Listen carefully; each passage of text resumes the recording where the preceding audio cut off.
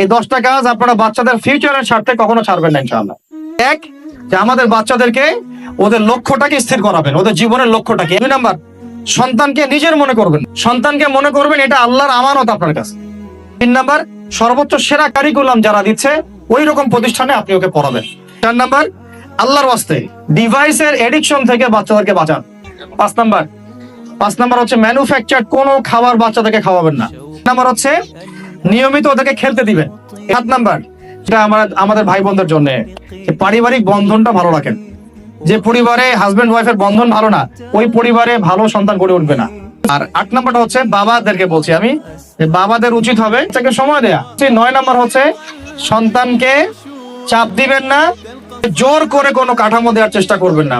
আর একটা নসিহত শেষ, সেটা হলো আমাদের তাহাজ্জুদের ওয়াক্তে 2 রাকাত নামাজ পড়াটাকে আপনার উপর ফরজ করে নেন। আপনারা এবার দোয়া করতে থাকেন।